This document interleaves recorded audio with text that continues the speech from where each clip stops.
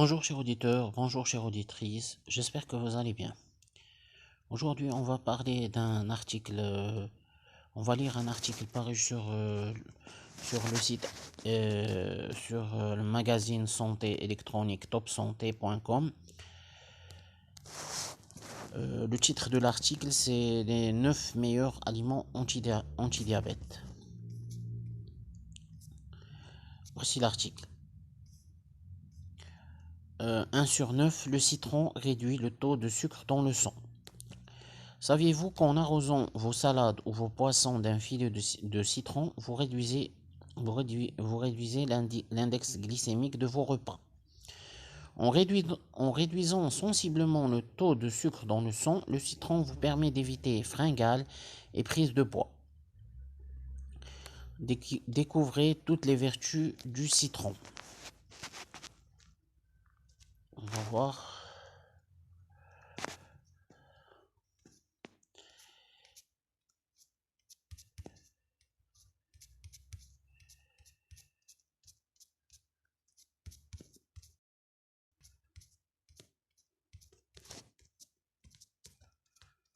Bon, on va essayer de consacrer un autre article sur les vitries, sur les vertus du citron. On va continuer de lire. 2 sur 9, l'avocat est un fruit coupe-faim. Il est extrêmement riche en fibres solubles. Cela fait de l'avocat un fruit anti-diabète, anti-cholestérol et coupe-faim. Riche en tanins antioxydants, il est également un bon protecteur de votre cœur. Découvrez ici une façon de préparer les avocats. Bon, c'est un autre article.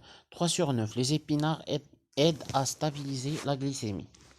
On les cite souvent comme les champions de la richesse en fer, mais les épinards sont surtout riches en acide alpha-lipoïque, un puissant antioxydant qui influe sur le rythme auquel le sucre sanguin est brûlé.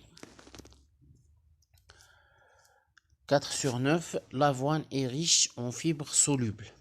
L'avoine est extra riche en fibres solubles, donc coupe-faim, anti-diabète et anti-cholestérol, et renferme de la trigonéline, un composant qui aide votre organisme à mieux réguler son taux de sucre.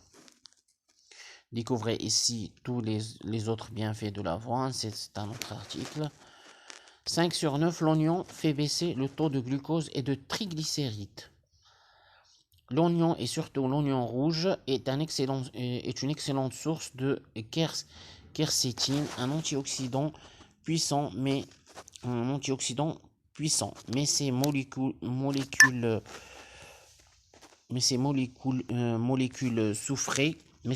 soufrées de soufre participent aussi à la réduction des taux de glucose, de cholestérol et de triglycérides dans le sang. Découvrez tous les autres bienfaits des oignons ici. Donc c'est un autre article. 6 sur 9, l'ail régule le taux de sucre dans le sang. À petite dose, l'ail n'aura que peu d'effet sur votre haleine. Surtout si vous pensez à ôter le germe qui est à l'intérieur, difficile à digérer, mais aura de grands effets sur votre santé. L'ail est en effet un grand protecteur des diabétiques. Ses principaux actifs aident le foie à réguler l'excès de sucre dans le sang, mais aussi du cœur car il fluidifie le sang. L'ail fluidifie le sang. Découvrez ici tous les autres bienfaits de l'ail, c'est un autre article. 7 sur 9, le gingembre fait baisser le taux de glucose dans le sang. On sait que le gingembre est notre meilleur allié en hiver car il est antifatigue, antiviral et antibactérien. Mais c'est aussi un protecteur cardiaque et il accroît la captation du glucose par les cellules musculaires. Donc il favorise la réduction du taux de glucose dans le sang. 8 sur 9, la cannelle augmente la sensibilité à l'insuline. La cannelle, l'un des 4 aliments les plus riches en antioxydants du monde, est aussi riche en fibres, coupe-faim, Coupe-faim. La cannelle augmente la sensibilité des cellules à l'insuline. Un peu de cannelle dans les plats et notre hormone du sucre fonctionne mieux. Découvrez ici 15 recettes. Bon, c'est un autre article. Le piment prévient l'hyperglycémie. On sait que le piment réduit le risque d'AVC et d'infarctus, mais il aide aussi à réguler la glycémie en empêchant la transformation de l'amidon en glucose. Brûle graisse, il augmente aussi le métabolisme de base. Fin de l'article. Cet article a été rédigé par Madame Catherine Cordonnier le 13 novembre 2020, mise à jour le 16 août 2021. J'espère que cet article vous a plu.